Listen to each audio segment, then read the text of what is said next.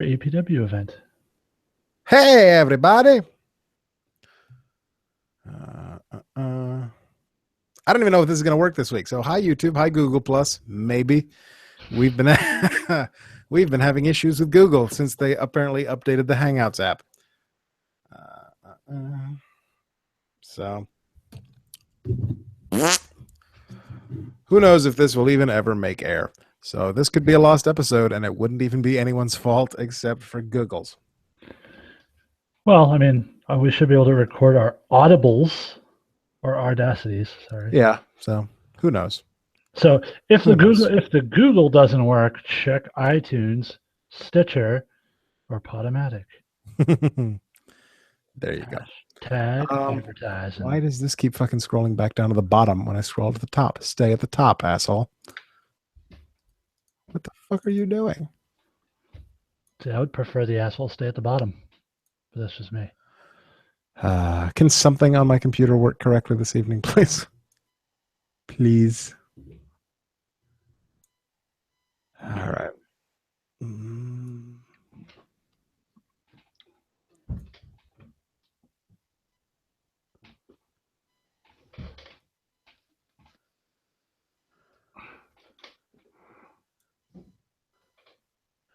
I don't even know what the fuck I just did.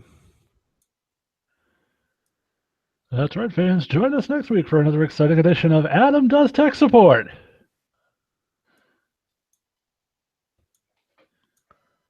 There, let's put it like that. Who the fuck gives a shit? Hashtag standards. All right. Anyway. Ready? Let's do it. Let's do this before everything explodes. 2:45 in 3, 2, 1, record. This week's episode of The Rundown is brought to you by Kevin Owens and Tyler Breeze's GoFundMe campaign for the victims of the Alberta wildfires. As of this recording, they have surpassed their initial goal of $32,000 and are closing in on $50,000.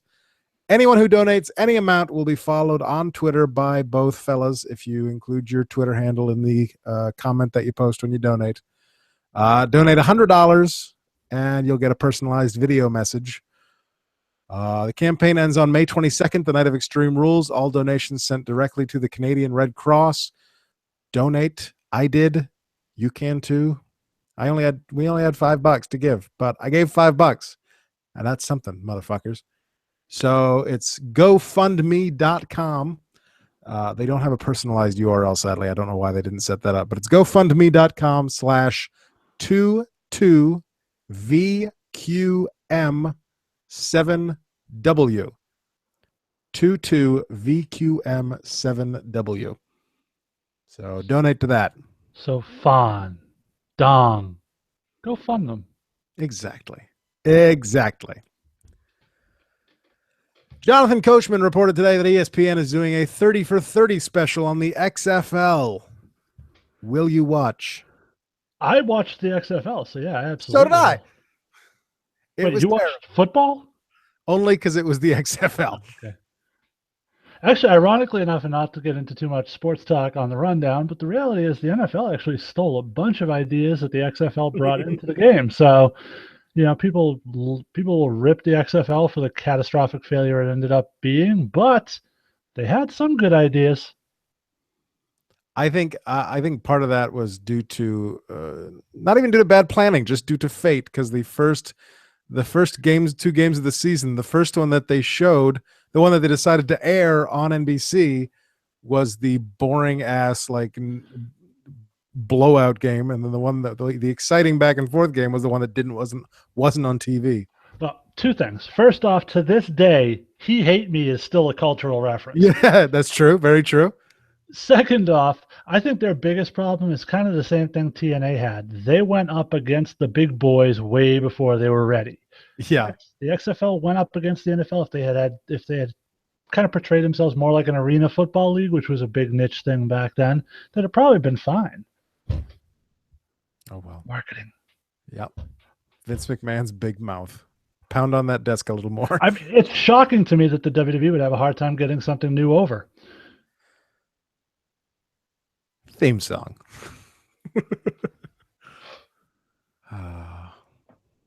I am sweating my balls off already. Oh, so that's the beauty of being in the basement. It's nice and cold. Get in the basement. It's where the kid doesn't go. I got Smarter. talk. Well, Go ahead. No, go ahead. smarter than Adam Rose. It's episode 245 of the Rundown. My name is Adam. I'm your host. It is Wednesday, May 11th, 2016. Joining me this week, Jason is here. And Adam, this week I come with fewer teeth, but more fun. You do the math. I like that you have the Red Sox game on in the background. I was going to start the show saying hopefully not as long as the Astros Indians game, but it ended before we started. So what was it? 16 innings. And it's also not a reference a lot of people are going to get. Yeah, we're so sports heavy today. Yeah, well, We're going to talk about every sport that's not professional wrestling. there you go. No, we're not. But before we get to anything, Potpourri Dudley. You want to know what that means? Watch last week's YouTube video, where I read the Google Voice transcript of last week's voicemails. If you watch this week's YouTube, you'll get to see me do the same thing. Well, that's assuming Google works when we go to play it, because right now today they're not on a great roll. Yeah. Adam Rose. Poor decisions from the Radical Mongoose. I was not aware that you could get suspended while you were already suspended. I think we should change his name to the Radical Fucktard. Yeah. Because here's the deal. When you're already let's start with when you're a borderline mid-card talent, you probably don't want to get busted for violating the wellness policy. Hashtag social outcast. If you do that, you probably don't want to compound it by getting arrested for domestic abuse. Yeah. Ray LePan, better known as Adam Rose, was arrested this morning at 1:30 Eastern Time by the Hillsborough, Florida Sheriff's Office on charges of tampering with a witness and battery domestic violence. If there is any way to completely destroy all the support and sympathy that you have gotten from the ESPN 30 for 30 special, it's battery domestic violence. Yeah. Yeah, and it's hard because we tend to make fun of a lot of things. I'm not going to sit here and make fun of a domestic violence situation. No, it's obviously horrible. It's terrible. I'm sure if Raccoon Reigns were here, there would be some sort of Chris Benoit Bowflex joke. Yes. We're not going to go that route. We don't know the story, obviously, and it's not to say that there's never been a case of domestic violence being misinterpreted or falsely accused or anything like that. So obviously, it's allegedly he's been accused of this, and I hope for his sake and that it's not true. But given the facts as we know them, we have to assume that it is and say that he's probably not long for the WWE. Yeah. To quote the policy. WWE has zero tolerance for matters involving domestic violence, child abuse, and sexual assault. Upon arrest for such misconduct, a WWE talent will be immediately suspended. Upon conviction for such misconduct, a WWE talent will be immediately terminated. So WWE did release a statement today saying basically the same thing. WWE has zero tolerance for matters involving domestic violence, and per our policy, Raymond LePan has been suspended indefinitely following his arrest. It's also being reported that he's being held without bail until his arraignment. Interesting side note, as opposed to TNA, where if you get arrested for domestic violence, they put the second highest title in the company on you. Hey! Hashtag Bram. PWInsider.com reports they have received the arrest report that LePan and his wife were involved in an argument about the state of their marriage. LePan reportedly grabbed her face with his hands and pulled her close to his face as he screamed at her. She then called 911, but he took the phone from her in an attempt to stop her from reporting the incident. LePan grabbing the phone from his wife resulted in the tampering with a witness charge and is a felony in Florida. He also admitted he did so to the police. The domestic battery charge is a misdemeanor. So good luck. Yeah, and it's really sad because we talked about it. This couple's lost a young child, and there's just no way to quantify what that actually does to you mentally and emotionally. And sure, who knows if that contributed to this, but you got to think that's something that hangs over them all the time, and it probably was a factor in some way, whether conscious or subconsciously. Yeah. So that's me bringing that down. Suffice it to say, Adam Rose, whether convicted or not long for the WWE world. It's battery time all the time. There's the joke. All right. We'll talk about the rest of the releases later, including one that has not been announced officially. But first, a certain New Yorker, a certain, let's say he's a brawler from one of the 5 boroughs. There's a very interesting side plot to that release. I know. We'll Sal, get into that. Sal, well, speaking of Sal is the one who let me know about it, and Sal told me to ask you about, to ask one of your co-hosts about his thoughts on it. Does it involve the radio show of a former WWE wrestler? All he said was, let me go back to it here if I get it up here. Go ask your co-host why, and he'll tell you an interesting theory. That's all it says. Okay. All right. Speaking of which, I don't know if it's the same interesting theory, but okay. Rundown podcast. Oops. We are in that special area after WrestleMania. Oh, that's before SummerSlam. After the pay-per-view that's after WrestleMania, but before the next pay-per-view at the end of May. When we were here last year, I believe we got Kevin Owens debuting on the main roster, but we were still in the middle of that John Cena U.S. Open Challenge, and it was a lot of fun. Let's not forget that I believe the May pay-per-view last year was headlined with Seth Rollins defending against Randy Orton. So, all that being said, Raw was pretty uneventful. I knew that Ambrose was coming back in that last segment pretty much earlier in the day when they had a question on WWE.com that says, "Where is Dean Ambrose?" And the cutting of the jacket was very anticlimactic. Doesn't have the same as, like, let's say, a steel chair shot or even a plant off the back of the head. Let's cut up the jacket and rip out the wires. Also, everything that Jericho owns costs $15,000. I think he said his Scockers boots cost $15,000 before. Now the jacket does too. So I wasn't a fan, and I really wasn't a fan of Big Cass being completely sacrificed for that. I mean, what did he do? Like, he was booked in the main event. I had a feeling he wasn't going to actually be in a main event match, and then he just kind of beat up Jericho outside and tossed him in the ring to get 30 feet. I don't know. It was not. Look, apparently we're just going to get filler until Extreme Rules. And that's what every feud. They did nothing, in my opinion, to advance AJ and Roman. It's the exact same thing they've been doing for the past 3 weeks. So, I don't know, guys. Hopefully it's going to get better as June comes around. Talk to you guys next week. Okay. So, he starts with Dean Ambrose. No, first he started with what I guess would be a nitpicking and semantically incorrect statement, because Kevin Owens' debut was actually at Elimination Chamber last year. Even better. Not at Extreme Rules. He starts with the phrase special area, and Sal, I'm just going to ask you never to use the phrase special area in a voicemail ever again. I thought he could see my hand, so I was weirded out for a second. Anyway, yeah, so fuck that up, whatevs. Yeah. I mean, it is kind of, this is kind of the doldrums as they come out of WrestleMania and head towards SummerSlam. This is usually kind of maybe a little slow period, but yeah. So Dean Ambrose cutting up the jacket.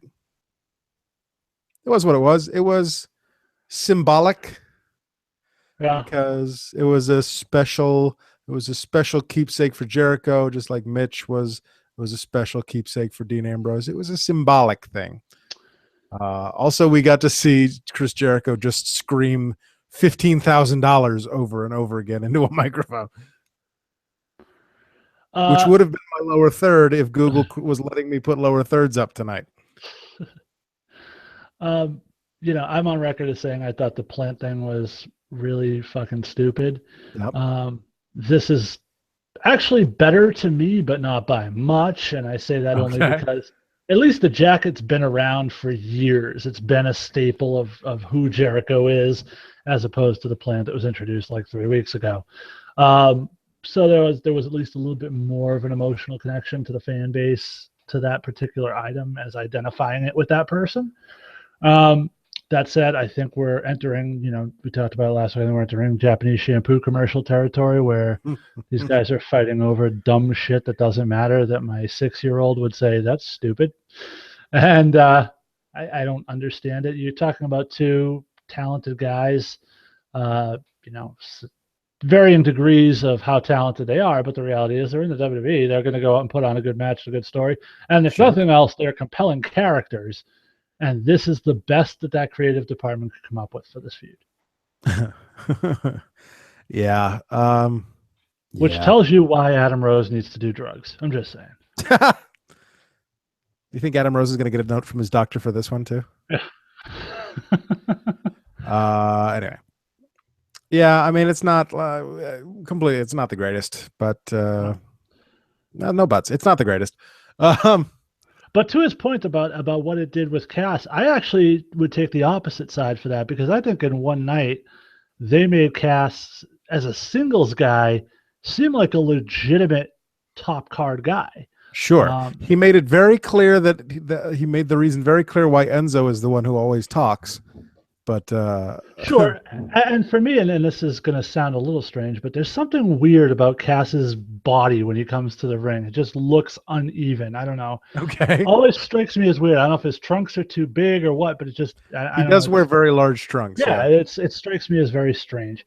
But in any event, he went into a situation toe-to-toe with Jericho, and then made Jericho look like his bitch. I thought he came across looking very good. And this was actually one of those things I was a little worried about when Enzo got hurt is how that's going to affect that tag team. Because if you think about it, Cass is exactly the prototypical type of guy that Vince McMahon likes to push as a single star. Big, almost 7 feet, huge in great guy. shape, long Huge hair. guy. The guy looks marketable, and I think there's a very legitimate chance that if Enzo doesn't get back soon, he may come back to being a mid-card singles guy himself. Okay. Hey, at least it was the boring jacket and not the new flashy one with the red and the blue lights. It's true. Very true. He still has that one going for him. And there are no more plants, so fuck you, Ambrose. Let's see. What did we get here? What else did Sal? Oh, Sal said something. Oh, the main event Sal was talking about too. The AJ and Roman Reigns thing. No, the main event was Jericho versus Big Cass. The 6-man elimination match. I don't know why it had to happen, but there has to be some other way that they can get AJ and Roman on screen together. I don't know. Well, he said they've done nothing. It did nothing to advance the story, and I disagree 100%, because what it did was, for the first time, we're seeing the evolution of AJ's character, because now he's seeming to be more on board with Blue Gallows and Carly Anderson and the Polo Club. The Polo Club. Who are now just the club, so we have to we still call them the Polo Club? Of course. Is that okay? Of course. But so we are seeing AJ's character evolve and further the story in how he's approaching this situation. He's not the "oh shucks, happy to be here" guy anymore. He's turning into the "I deserve to be here and I'm gonna kick down the door and take what I want" guy. Mm-hmm. That is a big turning point for that character. Sure. I mean, yeah, I do appreciate that they are still working with him and now using him to also get the club over and get these new guys in and have these three. I guess you could technically call them new guys, new to the WWE guys, except for Luke Gallows, but let's not talk about that. And actually give them almost immediately this main event spot. And I think it shows that at least they're trying. Mhm. They're trying to get new talent into places where they can shine. Yep. And is it helping doing the same match every week? Maybe not, but they're getting on TV. They're getting over the gang warfare aspect of it. I don't really have a problem with it. I would much rather see it. I wouldn't want to see it on Raw again next week. But I mean, really, it's 2 Raws in a row. It's not like we've never seen the same match 2 Raws in a row. And SmackDown. In a world where we're still getting fucking Gold Dango and Gorgeous Truth every week, I would much rather see this every week than that. So, I'm perfectly okay with it as long as it continues to produce good matches, which it really has so far, and good storytelling. So Sure. Speaking of Gold Dango and the Gorgeous Truth, why did they have to tease this week that we're going to end up with Golden Truth and Breezango? Gorgongo? I don't know. Anyway. Speaking of doing the same thing over and over again, did we need Baron Corbin versus Dolph Ziggler episode 27? yes, we did, because it gave Corbin the win that he should have had earlier. Yes. And actually, absolutely should have done that at Payback. And in relatively dominant fashion. And the thing it actually kind of maybe illustrated for me, and we've been bitching a lot about the special event or pay-per-view booking, whatever you want to call it. But I think one thing that's starting to become very clear to me is that they view Raw and television as the more important in terms of getting guys over. They probably feel like there's more eyes on it because they seem to be putting more emphasis on getting guys over in storylines on the TV shows than they are on the pay-per-views. Didn't WCW do that? Sure. Yeah. But they did it with less talent and less True. knowledge of what the fuck they were doing. Also, we learned that we have another name that Eden Styles cannot announce correctly. Besides Dolph Ziggler. Kevin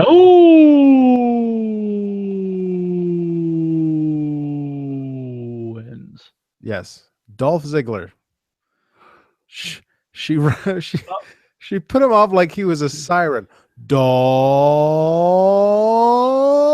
Ziggler. Well, Stop. Okay. Leave. Here's the thing, Adam. You hate it. I hate it. But I think we both know, deep down somewhere inside of you, you know that if Kevin Owens hated it, it wouldn't be happening. So he must like it. I do recall at one point, and I may have just misheard him, but I swear to God, during one of his entrances, he went, "That's not how you say my name." She would not still be doing it if he had an issue with it. I can guarantee you that. So he either A, doesn't give a fuck, or B, likes it. And my guess is it makes him stand out from everyone else that she introduces. So yeah, in a weird way, if you're standing out, that's a win. So Kevin Owens reminds me of Twitter. Speaking of Twitter, did you see Jericho's tweet? I haven't. No. Today or yesterday? He basically tweeted out something. I don't remember, I have the exact quote in front of me, but it was, if we're at a show and you tell me I suck, don't come up to me in the airport and ask me to autograph your action figure.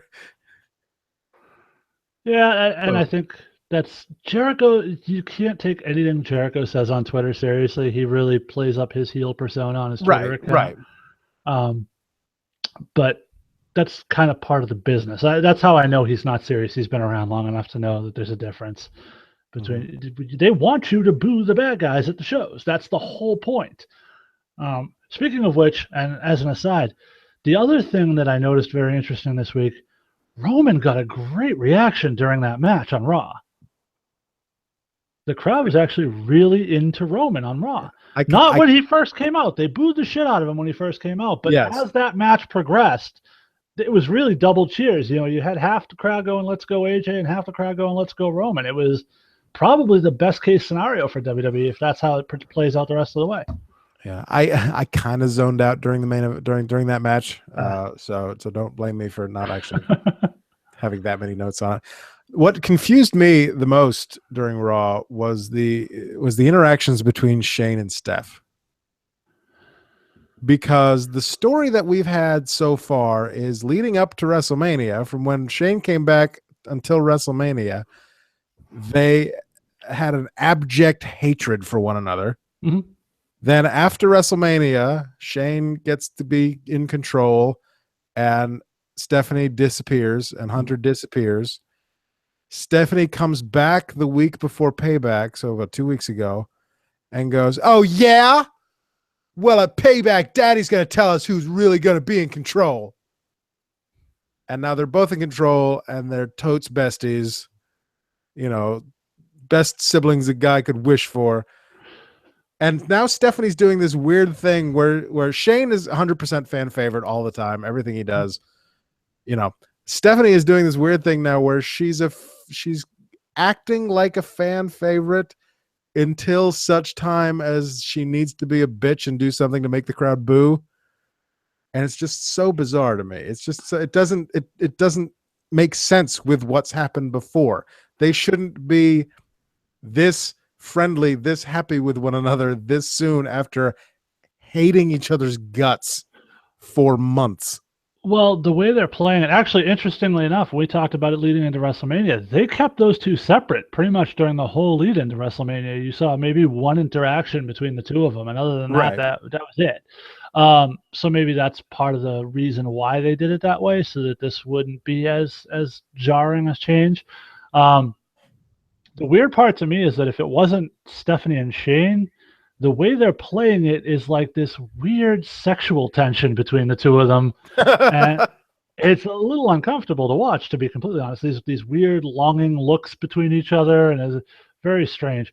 But you said you zoned out during the main event. I don't know if you caught the segment afterwards, where I thought it was actually really well done, because Shane, they talk about, blah, blah, blah, and this, that, and the other thing. And then Shane says, "I got to take the call." And Stephanie grabs the picture of Vince and Shane and just kind of stares. Smile. Yeah, it was very, I thought it was really well done in that that there's something there, but they're not hitting you over the head with it for once. It's more subtle and subtext, and it's going to go somewhere, and they're taking us there nice and slow. And I actually enjoy that. I think that's a big improvement. Yeah, I'm still enjoying the story. I'm still interested to see where it ends up. I just thought that the change between their dynamic was just, to me at least, so sudden that it was it was a little jarring to me. But I think Vince made it clear that if they can't get along, then one of them is going to lose, and for their own self-preservation, I think they're agreeing to get along so that they can both stay around. I think it makes a certain degree of sense. In terms of where it's going, I think we're going straight to SummerSlam, where it's going to be Triple H versus Shane for control. Right, and that's the big thought across the board, I think. Yeah. So we finally officially got the Fatal 4-Way Intercontinental title match at Extreme Rules. Yeah. When Sami Zayn played his way in, Little League Grandpa beat the Intercontinental Champion and got his spot in the Fatal 4-Way match. And then, just to tease us, they gave us Zack Ryder versus Kevin Owens. For the record, that teased nobody but you, Adam. No, of course not. And if Zack Ryder wins, if Zack Ryder beats Kevin Owens, Zack Ryder takes Kevin's spot. Yeah. Actually, what would have been great was Kevin Owens loses that match, Ryder gets the spot, and then loses it again on SmackDown when Kevin Owens' wife comes out of the stands. Or Mojo Rawley comes out and beats the shit out of Zack Ryder. This is going to happen eventually. One of these times I'm going to be right at him. Speaking of Sami Zayn's buy-in match, how did Maurice remember to put on everything except pants? You say that like it's a bad thing. That's the weirdest outfit I've ever seen. Anyways. Oh, no. Have you seen some of Stephanie's outfits at pay-per-views? No. Not even close to the weirdest one I've seen. No, I like the match. I thought it was good.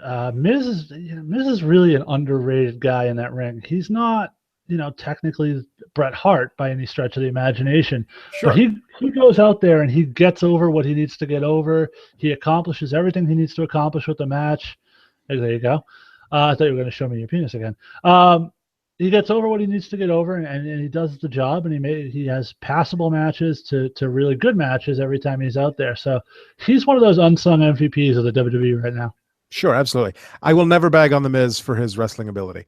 Nope. I was a fan of his title reign. I know a lot of people weren't. Mhm. I was proud of the fact that he was champion. I thought he deserved to be champion. It's And just there are a few guys on the mic as good as he is in the WWE right now. yeah. Well, so I was going to say it's just that every so often, say during this run with Cesaro and on the needlessly repeated episodes of Miz TV, that got a little bit boring and a little bit terrible. But he's always solid in the ring, and he's a great performer. Absolutely, 100%. We'll give that to him any day of the week. Yeah.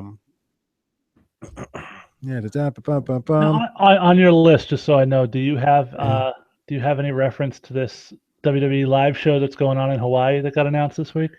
I saw something that it was sold out. It is sold out. Now, I don't know if this is going to be a network special yet. I would hope it is. But they've announced a few matches for this card. Isn't that like the first show in Hawaii in like 50-something years? It very well might be. Ridiculous like that. Yeah. But in any event, they've announced, I've heard so far, 3 matches for this show. Okay. First, Brock Lesnar versus Kevin Owens. Okay. Sign me up. Second, Charlotte versus Asuka. Again, sign me up. Interesting. Lastly, that they've announced John Cena versus Shinsuke Nakamura. Please take my money. Sorry, they're already sold out. I please put it on pay-per-view, put it on the network.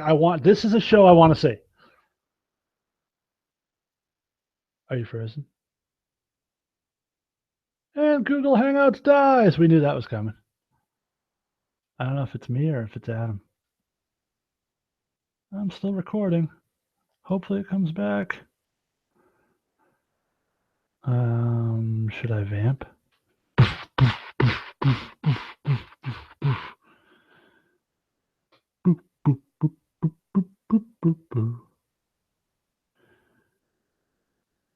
This is the sound of me texting Adam to find out what the hell happened. This is the sound of me texting Adam to find out where he went. And I don't know. So, not sure if he's still talking. Not sure what we're going to do here. So I guess I will talk about some stuff. So, yeah, the idea of Shinsuke Nakamura versus versus John Cena live at a WWE event is entirely amazing and something I absolutely have to see. So they need to find a way to get that on the network and make that happen. Interesting to note, we're putting both Asuka, who's not a main roster guy or person, I should say woman, on this show against Charlotte, who is the women's champion, and also Shinsuke Nakamura, first live event, main roster live event.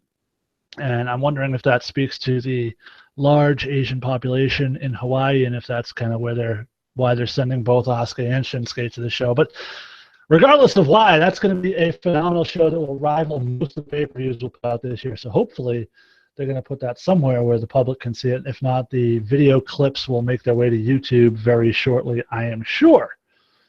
But in other news, while we're still waiting on Adam to return, we also had this week on Raw. What else did we have? We talked about Sami Zayn. We talked about the main event. The situation with Big Cass, Dean Ambrose returning. Now we're going to find out.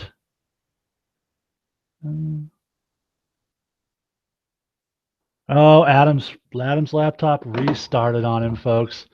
So I guess now we're going to turn this into halfway through. We're going to make this a mini-sode until Adam gets back. But until then, I guess I will have to carry the ship as well as I can. With no prepared topics. So I'm sure one of those things Adam was going to get to before he so rudely left us was this week the WWE announced several roster cuts, one of which I'm going to save till hopefully Adam gets back because he wanted to hear the story that Sal teased to him. But released this week, we had Zeb Coulter, Hornswoggle, El Torito. Bad week to be a little person wrestler in the WWE, that's for sure. We also had, who else went? We had Damian Sandow.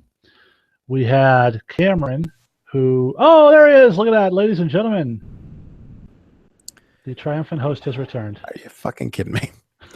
Now I can't hear you. Hang on. Oh, now I can hear me. I can hear you for the record. So we're vamping now. But anyway, so yes. Now it's coming through the microphone. There we go. This has been the weirdest night technologically that has ever happened in the history of ever. For the record, folks, I told him to restart before we started just to be safe, and we could have avoided a lot of these issues. Apparently, the computer just wanted to do it on its own. So Well, I lost my part of the recording, so we're just taking this off of YouTube tonight, boy. Okay, great. Well, and I wish I had vamped more successfully. No, I started to talk a little bit about the releases this week. Okay. Unless you got another topic to go to. When I disappeared, you were coming your pants out over John Cena versus Shinsuke Nakamura.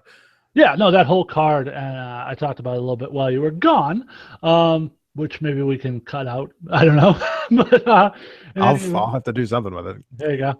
In any event, my point was, being that it's in Hawaii and there's a large Asian population, I wonder if that's why we're seeing main roster show debuts for both Asuka and Nakamura on the same show. Makes sense. Okay. Let's go. Okay, so the releases. What was it? Friday? Did we cover everything from Raw? I don't want to jump the gun on you. Was there anything else from Raw you had that you wanted to? Let me go back. Let me go back to my Twitter notes. Darren Young and Bob Backlund. Sure. Dana Brooke is on the main roster now. Yep, good point. Fuck. Just fuck. Oh, and I didn't save, so I don't have any of the news that I copied from earlier before we did this. Kill me in the face. So the rumor has it that Dana Brooke was brought to the main roster to team with Emma to fill the place of Naomi and Tamina, who were both out with eerily similar injuries. Yeah. But still, Dana Brooke. It's called "We Got Nothing for You" itis. Yeah, you know what? I don't have a problem with Dana Brooke. I think people shit on her unnecessarily. I think she's pretty decent. Does she need some work? Sure. My bigger problem is I think we have enough women we're not using on the main roster as it is to sit here. And I mean, we saw Paige this week. When was the last time you saw Paige before this week? Right. And even then, we got another one of these random out of nowhere matches with no build that was like 3 minutes for the only purpose of having Charlotte take the pinfall. And I just think there's a better way to utilize the women, and we're starting to slip back into Divas territory very quickly here, and I hope that somebody in the back catches on to this and they go back to really showcasing the women, which they were doing for a while. The match was also an excuse to have Ric Flair come out and flail around, because every Divas match, every women's match needs Ric Flair flailing around for a little while. Yeah, I like I said, we've talked about it. I like Ric Flair in this role, so I don't have a problem with it. But what I don't need is for Shane McMahon to run out in the middle of the match with his music when he's out there trying to prevent somebody from distracting the girls. Yeah. Anything else? I don't know. With the sorry, I'm just Adam's having a bad technology day. I was all fucked up by this. We had New Day versus the Dudleys. Kind of a random spot for the Dudleys to be in. Yeah, a little bit. We get the Shining Stars next week. Please, dear God, don't actually call them the Shining Stars when they come to TV. They're Primo and Epico. Pretty sure that's what it is. They're big on team names again. For a while they weren't, and I don't have a problem with it. I always think I like a team better when they have a name, and when they're a unit rather than. One of the few teams I don't mind is Enzo and Cass, but other than that, that's kind of because they're just Enzo and Cass. That kind of is their team name, and it's not like their full singles names. Right. But yeah, I've always enjoyed tag team wrestling when it seems like it's a team and they have a unified name rather than just a couple guys thrown together. Sure.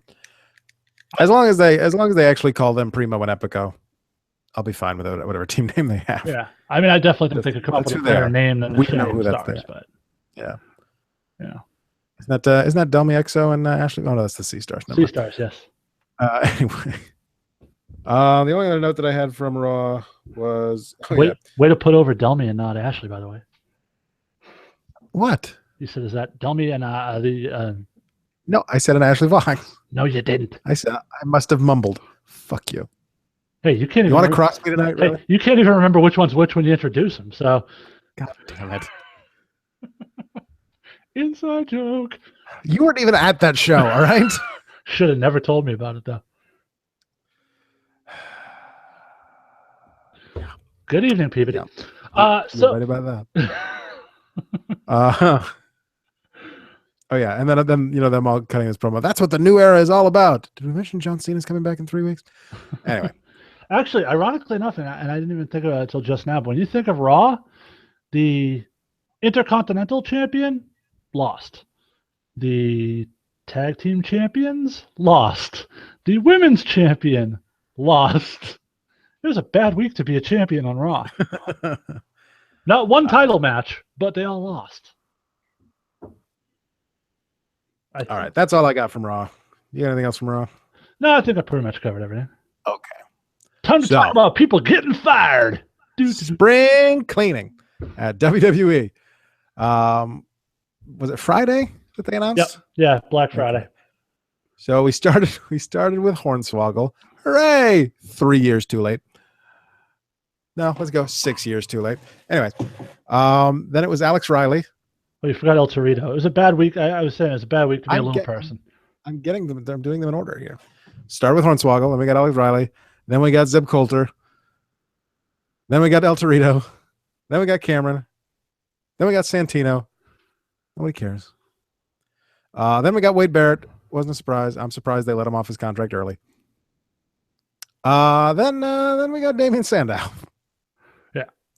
Which is the saddest because he is, in my estimation, the most underutilized talent that they have had in at least the past 10 years. Yeah, I'll agree with you there. I think, honestly, here's the thing. He took every piece of chicken shit they gave him and made chicken salad out of it. Absolutely. But here's the problem. He got over with gimmicks that you can't do anything with.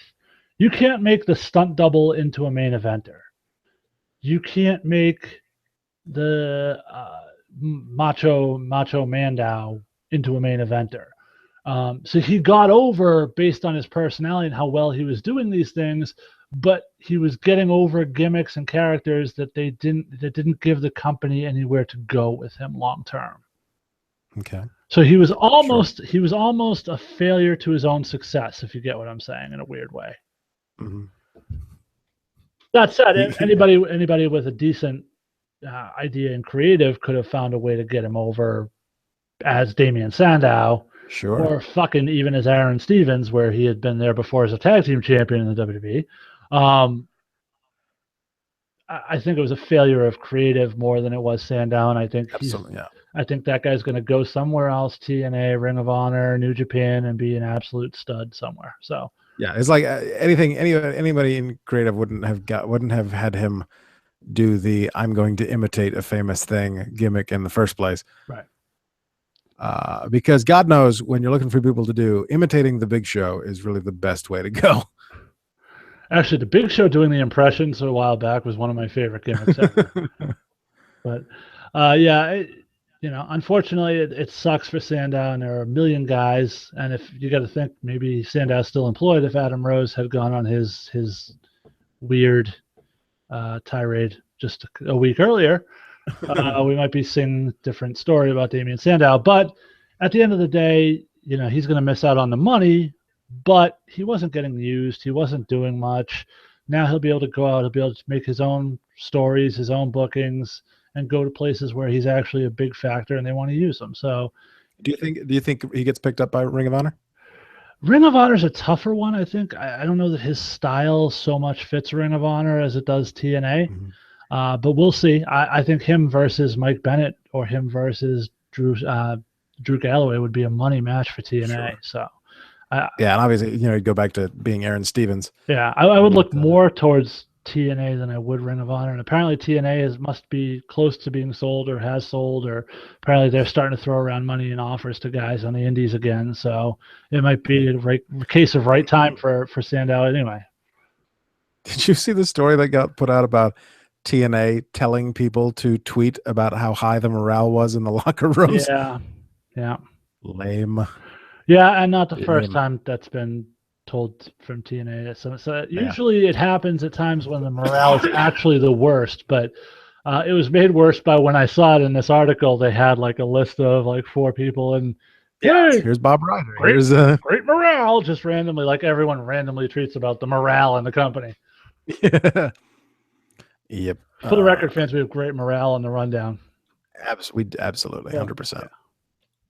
So great that we don't have to fucking make people tweet about it. We just tweet about it for the love of the game. But anyway, back to the releases. Cameron fucked herself. Absolutely. From what I heard Dave Meltzer say on one of the shows I was listening to this week, she wasn't actually even on the original list. She wasn't scheduled to be released. She decided to go out in public and A, support Ryback, and B, accuse the WWE Universe of cyberbullying her. No, you're just terrible. And then she got fired.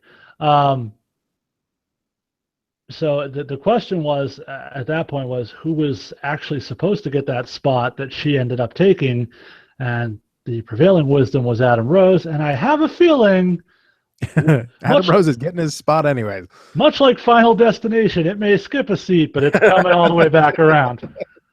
God, what a shitty movie that was. I love that movie. Don't even talk shit about that movie, please. Awful. The whole sequence had some of the best death sequences in movie history. Ugh. There's 7 of them. That's too many. Holy shit, I gotta get caught up. All right. I'm just sorry. I'm re-scrolling back through my news gathering to see if I could find it, because I had one other story and I can't remember what it was.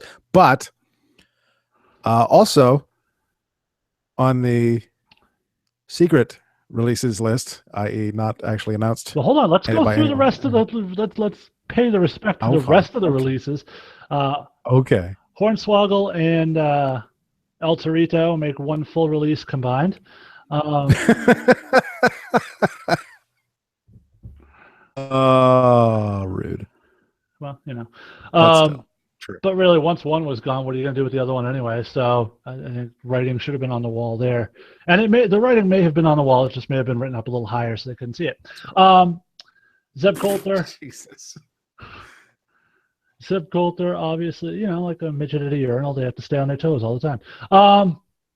Zeb Coulter, of course, a great mind, Dutchman talent. Are you stealing material from Jerry Lawler? No, that's from the Naked Gun, actually. Jesus. But yeah, Zeb Coulter, obviously great mind. That guy's going to catch on somewhere else and be involved in another company somewhere. I have no doubt about that. But there was really nothing for him to do in that character, at least as an on-camera role. I'm a little surprised they didn't keep him backstage, but what else? What are you going to do? Who else do we miss? Wade Barrett, obviously. We knew that was coming. That's not a surprise. Yeah. Alex Riley. Yeah, Alex Riley's a little bit. I was always kind of a weird fan of Alex Riley's.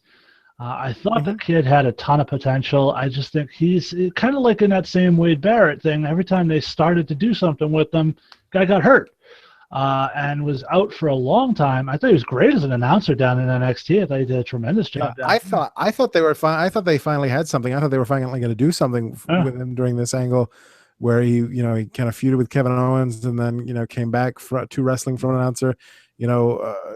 Regal told him, hey, this is your last shot. If this doesn't work, then you're donezo. Apparently he's donezo. But I think the problem was that they had him do this, and they had him have this huge story, and they didn't give him that many wins. Adam, here's the thing. And then he got hurt again. Yeah, the second match with Owens, he got hurt. So any momentum they had to that story just died, and then Owens was gone by the time Riley got back, and then there was just nothing for him. They were trying to throw him around, and he was having decent matches. The guy has talent. If given enough ring time, this guy could be something. It would not in any way shock me if he goes that EC3 route and goes to TNA, where they make him a focal point and give him a good character and a good storyline, and he becomes something to the point where you're sitting there going, how did they miss the boat with this guy? It wouldn't shock me at all. Or he leaves wrestling completely, becomes a commentator somewhere, announcer somewhere, and he'll be that wouldn't shock me either. Very well at that. And that worked out great for Matt Striker. So I mean, that guy's doing great things on Lucha Underground as an announcer. So, either way. Except on that AAA pay-per-view. Well, that wasn't his fault. That was a comedy of different errors. Oh God, that was painful. Oof, I just watched the botchamania of that, and it was just so painful. Oh, the whole show was brutal, start to finish. Okay.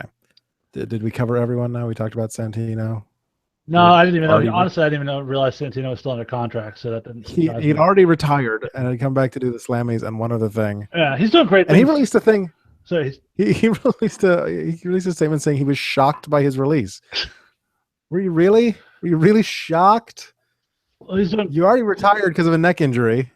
Yeah, he's doing great things up in Canada with his Battle Arts Academy and getting guys definitely. ready. So, I don't think it's any other than, again, not getting the paycheck. I think he's probably better off for it in terms of career building. Yeah. Other than Adam Rose, do we think there's a round 2 coming? That's what I've heard. I've heard that there is. I heard that rumor as well. And it wouldn't shock me. There are a couple of names I've heard kicked around in rumor mills and people I've spoken to and things I've read and things I've listened to. I obviously don't want to put any names out there on blast because that wouldn't be fair to anybody. But some of the names, some of the names wouldn't surprise you. But there's one or two that I thought were really surprising. It'll be interesting to see if they come to fruition. Okay.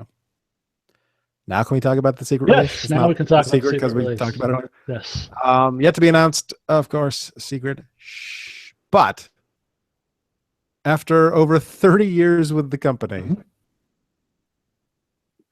the Brooklyn Brawler, Steve Lombardi, was released today. As PW Insider puts it, perhaps the most famous enhancement talent of all time. Brooklyn Brawler, Abe Knuckleball Schwartz, Kim Chi. Horrible name. Well, he was the handler for Kamala. Yeah, but kimchi, honestly, that's food. Hasn't been seen on camera a lot over the past few years. The Gimmick Battle Royal was the last time we saw him. Gimmick Battle Royal. I remember him tagging with Cena and somebody once during a main event of Raw. Yeah. But he had a huge backstage role. He was the guy.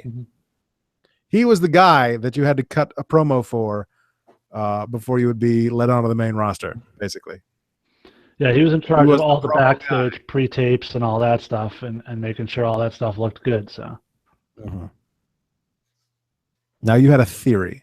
Well, it's not so much a theory, just kind of a strange and interesting coincidence. And I know you're not a frequent listener of the Taz Show, and I don't listen nearly as much as I'd like to. Just 2 hours a day every day is a little much. It's a little much. But I do listen periodically. Can you imagine how far behind I would be if I was downloading all those episodes? I'll be not going anywhere this week because of my surgery. I haven't listened to much of anything. I'm way behind, so I just started to catch up today. But in any event, so a couple weeks ago, there was this whole gimmick where WWE put on their website a list of a map of the United States and famous wrestlers who were from these places. And they had the Brooklyn Brawler listed as New York. Taz got a little upset, not because Taz wasn't mentioned, but because Taz, for some reason, was under the impression that that was a gimmick and the guy wasn't really from New York. He thought he was from like Detroit or Montana or something like that. So he kind of went on this for a couple days until the Brooklyn Brawler showed up. Now, Taz has this theory that the WWE hates his show. Takes away signs from everybody, won't let their talent come on his show, and he puts them over for the most part. But he does call them out on creative things like we do here. So I'm pretty sure we won't get any WWE guys on our show. And they'll steal any rundown signs that make it out to the crowd. So test the authority, bring your rundown signs to Raw. Hey, I did donate to the GoFundMe, and I put the show's Twitter handle in my comments. So we're gonna get followed by Kevin Owens and Tyler Breeze. And Kevin Owens will immediately block us for part of the gimmick, I think. But no, so Brooklyn Brawler, actually, they do a whole back and forth. Him and Taz do kind of a back and forth on Twitter. And I guess the Brawler thought, or Steve Lombardi thought it was a serious thing, like Taz really had heat with them. Called up his show kind of impromptu and went through a whole bunch of stuff. And then at one point, Taz listens and says, you're not going to get heat with the company for coming on my show, right? And he's like, so what, they have heat with you? No, I'm not saying anything about WWE. No, I love being employed here. And then 2 weeks later, he's fired. Now, I'm not saying they're connected. I don't know. I'm not saying. I'm just saying. But I guarantee you that there's going to be a segment talking about this on the Taz show, and that's one that I will make a point to listen to. And that was the last time he was ever seen again. It's not paranoia if they're out to get you. That's all I'm saying. And of course, actually, I found the other story that I was looking for. In the wake of all these releases, and possibly more to come, Triple H has signed a new 3-year deal with WWE in a wrestling capacity. Mm-hmm. Yeah, it's again. You can take that slant and say it looks bad at the same time. It's one of those limited tour dates, similar to what Brock Lesnar has, probably for a fuck ton less money. He actually gets paid as a corporate employee and as a wrestler, so he's double dipping in that regard. So my guess is it's probably not a huge dollar amount, but he has to, for legal reasons, has to have an enhancement talent contract for when they do send him out there, especially with something like SummerSlam coming up where we expect him to be involved. Or he could not wrestle anymore and just wear a suit. That'd be cool too. Well, honestly though, Adam, here's the thing. Leading up to WrestleMania, who cut the best promos on the roster? That just speaks to the roster. Well, it speaks to the roster, but Triple H is also really goddamn good at the promos. Yeah, I remember watching him when he came in, and he was not anywhere near. He's really upped his game, and his ring performances have been really good lately too. I don't mind seeing him, especially in kind of like this special attraction kind of role. I think he brings something to the roster. I think he did. I think he did a lot for Dean Ambrose, just giving him kind of the rub in that feud. Right. So this runs through WrestleMania 35. The deal will then renew annually after that until either party decides that they want to end the deal. So he's Tim Wakefield now, basically. Going back to the other sports references that we were making at the beginning of the show. Triple H, Tim Wakefield. I think David Ortiz had a similar deal at one point too. Or does currently, maybe. Either way. Yeah, I mean, that's all I got. And I have no idea how long we've been going because... So, do you have anything else to talk about this week? For those of you, I know, Adam, you don't follow a whole lot outside of WWE, but for those of you who, if you haven't gotten a chance to watch Lucha Underground lately, I would suggest, and if you're a fan of women's wrestling, I would suggest you go back last week and watch the No Mas match between Sexy Star and Mariposa. Some of you might know her as Cheerleader Melissa on the Indies. They beat the shit out of each other in a way. Sexy Star is Mrs. Kalisto, right? No. That actually made its way around the internet quite a bit. Kalisto's wife was wearing a mask that was similar to the one Sexy Star wears. Oh, okay. I just did this part of a gimmick to put over the lucha style of life. But no, that was not Sexy Star at the Hall of Fame with Kalisto. So Kalisto's wife is not actually a wrestler? No. Not that I know of, but it's certainly not Sexy Star, I can tell you that much. But yeah, they beat the shit out of each other. They were going off. They climbed to the top of the building. There was a ridiculous amount of blood, more so than you ever see in women's matches. And there are so many jokes. Yeah. But they beat the shit out of each other, and it was impressive, and it was something to definitely check out if you are a fan of wrestling, a fan of women's wrestling. It was a match you definitely want to see. Cool. Let's see, anything else TNA wise? Anything interesting happen? I haven't. Yeah. Not really. It's still TNA. Rumors, like I said, the sale is supposedly close or even finalized and not yet announced. But they're apparently offering big money to contracts to some of the indie guys around the world, which is great for the indie guys out there.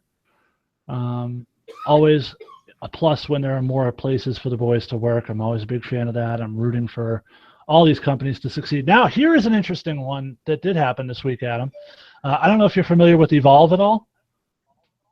I've heard of it. They have a partnership with NXT. Yeah, it's Gabe Sapolsky runs it. It's same guy who used to run Dragon Gate USA and several indie promotions, but Evolve's kind of the big one.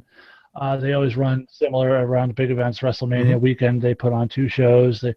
They do send a lot of talent to WWE. Johnny Gargano, Tommaso Ciampa, all those guys came up through Evolve.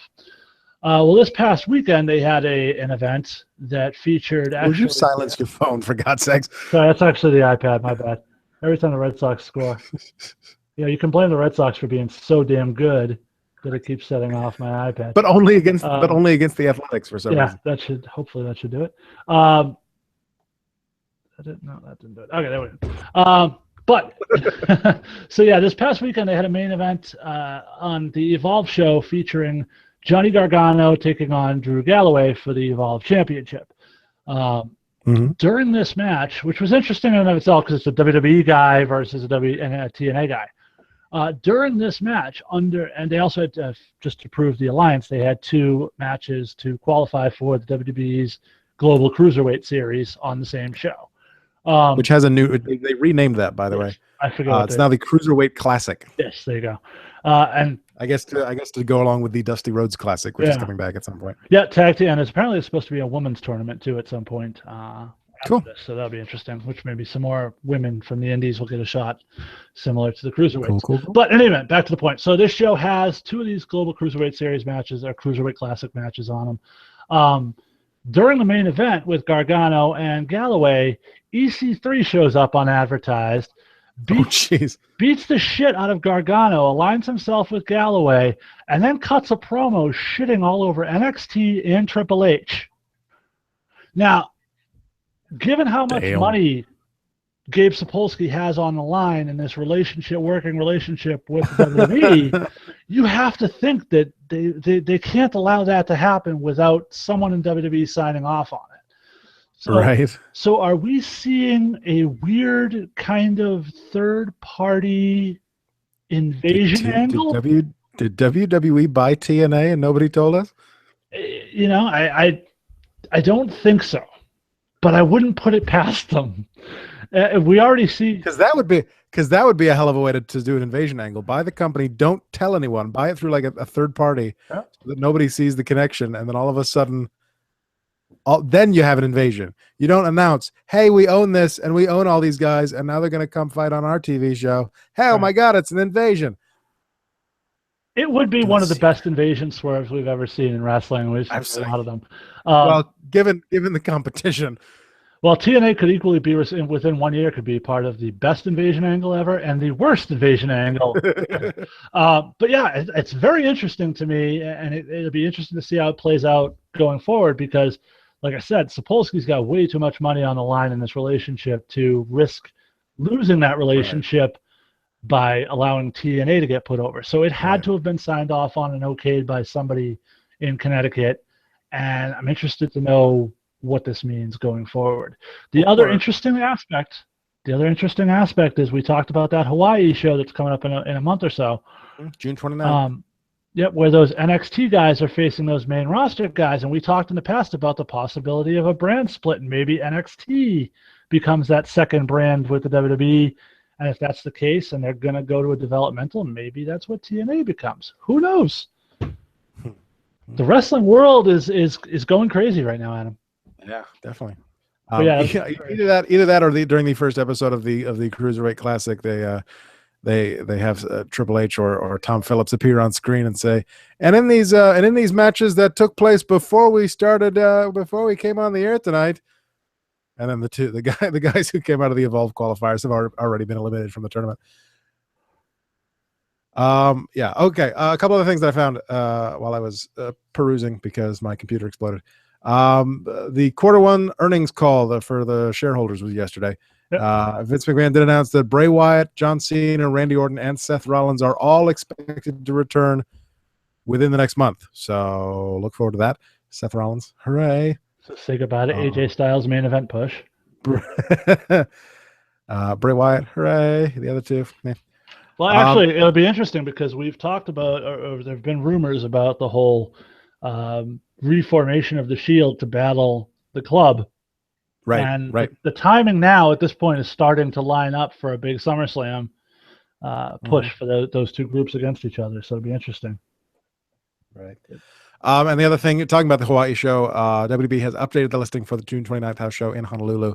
It now includes John Cena, Roman Reigns, Chris Jericho, Bray Wyatt, Kevin Owens, AJ Styles, Shinsuke Nakamura, Charlotte, Asuka, The New Day, The Usos, The Club, Natalya, and Ric Flair.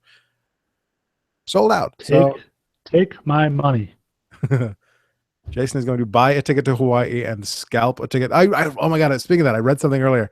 The show has sold out and the secondary ticket prices have skyrocketed. The average price to buy a secondary market ticket for this house show is like $362. Oh yeah, it's crazy. Yeah, and well worth it. Again, you're talking about Shinsuke Nakamura. People don't understand in America. So I don't think there's really it hasn't translated yet how huge a star this guy is in Japan and what kind of following he has amongst that community.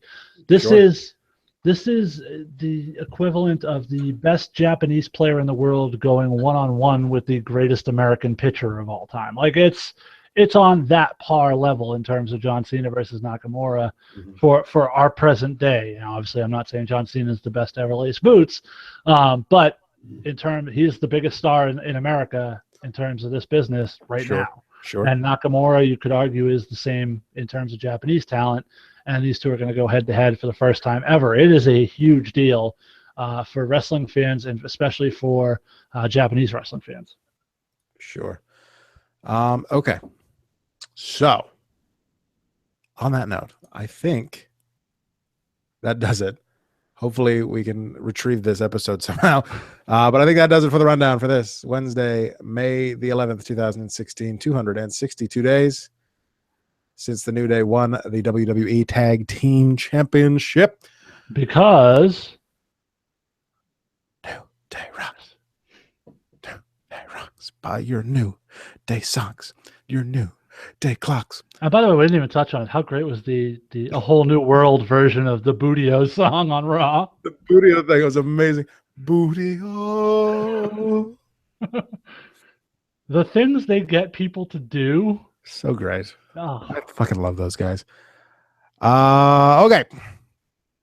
Go to audibletrial.com/rundown for a free audiobook and a 30-day free trial of Audible, the leading provider of audio entertainment on the internet. Lucky Pro Wrestling presents Mayhem at the Elks Lodge in Clinton, Massachusetts this Saturday, May the 14th. Nikolai Volkov's going to be there. It's going to be great. Will he sing the Russian national anthem? I certainly hope so. APW returns Saturday, May 21st with Reloaded 3 at the APW Arena in Newbury, Massachusetts. Liberty State's off for the summer. We'll be back in October. What you've got your Uncle Fuckers of Wrestling show coming up. What? Right? That's what UFO stands for, right? No. Oh. No, and that's particularly bad contextually given that it is the Benefit for Children's Hospital. Friday night, June 17th at the Elks Lodge in Tewksbury, Massachusetts. Hit up UFO Wrestling on Facebook for more details. I will be there. It's a great event. All joking aside, they raise a bunch of money every year for Children's Hospital. It doesn't get much better than that. Sure. Be cool like Sean Stasiak. The Sean Stasiak, and follow us on Twitter at Rundown Podcast. I'm not lying. Sean Stasiak followed us on Twitter this week. And isn't it so appropriate that Meat is following the beef case? There you go.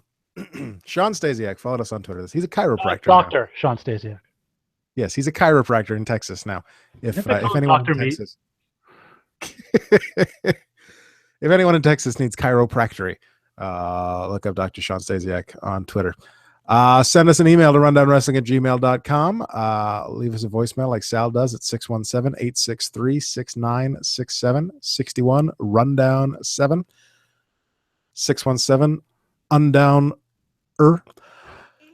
Follow us on Facebook. Tell your parents and your grandparents to like us on Facebook at facebook.com/rundownwrestling. To make a donation of the monetary variety, go to rundown.podomatic.com. It costs me $10 a month to host this thing on Podomatic. So if you want to help me pay for that, it would be greatly appreciated. Watch archived episodes at youtube.com/rundown podcast and circle me on Google Plus at google.com/+AdamRundownHost. Feeling constipated? Clear yourself out at tinyurl.com/distant horizons. Chasing distant horizons. It's poetry for your asshole.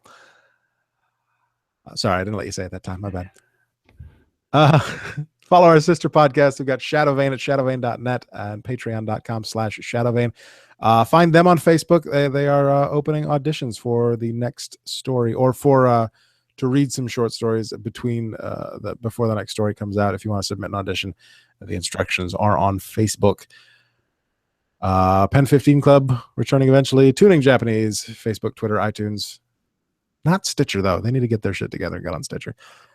And the Raw Attitude podcast on iTunes, Stitcher, and iCloud. Search for us on iTunes under the Rundown Wrestling Podcast. If you subscribe, you get the podcast over to you absolutely free each and every week for $0.00. If you cannot afford a monetary donation, leave a 5-star review because that helps other people find us. I did not check the reviews this week, so I don't know if we have any new ones, but if you leave us a text review, we'll read your name and your review at the end of a future episode. Unless you left us one this week, in case that's because Adam just fucking decided to mail it in. I'll read it next week. Go fuck yourself. And also Stitcher, stitcher.com, or the Stitcher app on your iOS or Android device. One more time, GoFundMe.com. I don't have it up here anymore because I didn't save this. 22 something. Go back to the beginning and listen for the GoFundMe link. For some reason, when I searched for it on GoFundMe, it didn't come up. And I clicked on the thing that said Alberta Fires, thinking, oh, it'll be in this list, and it wasn't in that list, and I don't know why. But if we haven't already, we'll put it up on the Rundown page on Facebook. There it is. GoFundMe.com/22VQM7W. 22VQM7W. Or kids, break open your fancy Google machine and type in Kevin Owens, Tyler Breeze, GoFundMe. I'm guessing you'll be able to find some information. Yes. Thanks to Tegan Brown for the logo. Thanks to everyone for listening. Thanks to Jason. For your asshole. No thanks to my laptop this week. And thanks to iFightDragons at ifightdragons.com for the theme song. Well done. Next week, I believe, if I check my calendar, next week is our Extreme Rules predictions. So be on the lookout for that. As always, Jacob, good night and good luck. I predict Sandow wins the title. FandangoFundMe.com/22QVM7W. And take care, Bowlby faces. Peace. Polo Club out. And we'll cut it off there when I have to rip this audio from YouTube. Hooray. There we go. But with that said, so I don't even need to send you the Audacity then, right? Nope. All right. Nope. My recording is gone halfway through because my computer suddenly restarted when I dropped my phone on it. It is YouTube. It is YouTube post-show time, and that means we read the Google Voice transcript from Sal's voicemail. Oh, yay. Unknown podcast. We are in that special area after WrestleMania before That's summer. twice with the special area. Come on. Yeah. After WrestleMania, before summer, swim after the pay-per-view that's after WrestleMania, but before the next pay-per-view and the end of May when we were here last year. I believe I want to see if you would have to be at lunchtime, but we were still in the middle of that John Cena US Open challenging then. It was a lot of fun. Let's not forget that. I believe the many people you last year, it was Headlight with centralized defending against Randy, and so all that being said, well, I was pretty uneventful. True words. I knew that Ambrose was coming back in that last segment pretty much earlier in the day when they had a question on tubity.com. This is where is Gina Ambrose, and the cutting of the jacket was very anticlimactic. I'm glad that Google Voice got climactic wrong too, because there is a C in there. We also have Gina Ambrose and tubity.com going forward. Gina Ambrose on tubity.com. And the cutting of the jacket was very anticlimactic. It doesn't have the same as, like, let's say, students here at or even a plant off the back of the head. Let's come up with you. I could rip up the wires. Also, everything that you're going to cost $15,000. I think he said it's Scott Has Boots cost $50,000. For another checkup is due, so I wasn't a fan. And I really wasn't Fantasy Cast to be completely sacrificed to that. So we know whether to do it. Would like you to put in the main event. I knew I had a feeling he wasn't going to actually be in the main event, parents, and then he just kind of beat up Tara. Go outside and talk to me the right to get there. If it was not, like apparently. We're just going to get filler and it looks great falls, and that's what every few. They did nothing in my Painter Advanced AJ enrollment. It is the exact same thing it was over the past 3 weeks, so I don't know you guys. Hopefully it's going to get better as June comes around. Talk to you guys next week. Gina Ambrose on Tubity.com. Tubity.com. If that's actually a website, I'm going to shit my pants. It's porn. It is actually a website. Tubity.com. Is it porn? No, it's music videos, apparently.